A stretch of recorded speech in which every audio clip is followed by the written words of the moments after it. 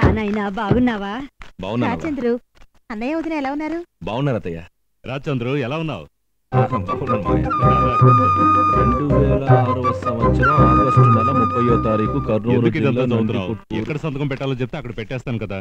అది కాదు మామయ్య, ఎందుకనేది మీరు తెలుసుకోవాలి. ఇప్పుడు నేను తెలుసుకుని కొత్తగా చేసేదే ఉంది, నువ్వు తెలుసుకుంటే చాలు.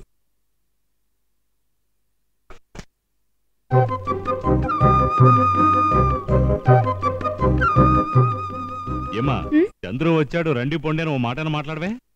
రండి పొండి మాట్లాడాను. దాని పొగరు చూసావా? పరీక్షలన్నీ బాగా రాసావా దేవి? 108 మార్కులకు రాశాను. 108 మార్కులుగా? నా బిడ్డ కదా, ఒక్కో ప్రశ్నకి 2 జవాబులు రాసుంటుంది. ఏమా ఇక మేము బయలుదేరుతాం. అలాగే. భలేవారండి, పొట్టి మజ్జిగ మాత్రమే ఇచ్చేసి మన చంద్రుకి భోజనం పెట్టకుండా పంపిస్తే వదిన ఏమనుకుంటుంది? వద్దత్తయ్య, ఉదయమే. అయ్యో, ఉదయం తిన్న ఇడ్లీ దోశలే ఇంకా అరగలేదు. అదంతా నాకు తెలియదు, భోంచేసే వెళ్ళాలి. రండి. వాళ్ళకి ఆకలేదంటున్నారుగా, వదిలే. మీరు ఊరుకోండి. రాచంద్రు మరీ పెట్టి పొండి చేస్తున్నా. పొండి, నే రోజు అనుభవించే కష్టాన్ని మీరు రుచి చూడండి.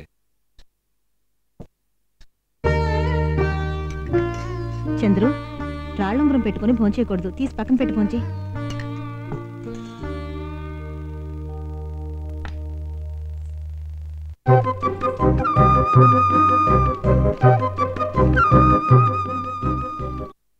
చూడు చంద్రు, నీ పెళ్లి గురించి వదిన రోజు బాధపడుతోంది. రసం పోయింది అత్తయ్య. కర్నూల్లో అమ్మాయి ఉందట, బాగా చదువుకుంది. నువ్వు అంటే మేము వెళ్ళి చూసొస్తాం.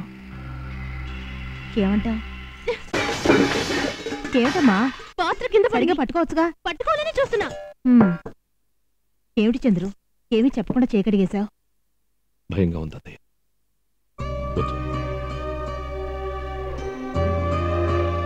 నేను గుళ్ళో తిని కోనేతో చెయ్యి కడుకునే రకాన్ని.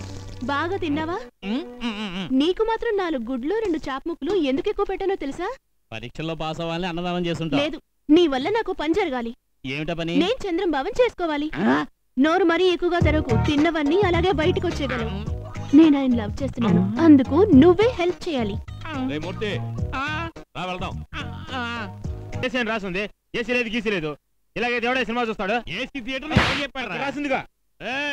నా రాసింది నా పేరు, ఏసీ మా ఇంటి పేర్రా. ఏంటో ఇంటి పేరు? ఆకు చెక్కల. A ఫర్ ఆకు, C ఫర్ చెక్కల, ఆకు చెక్కల.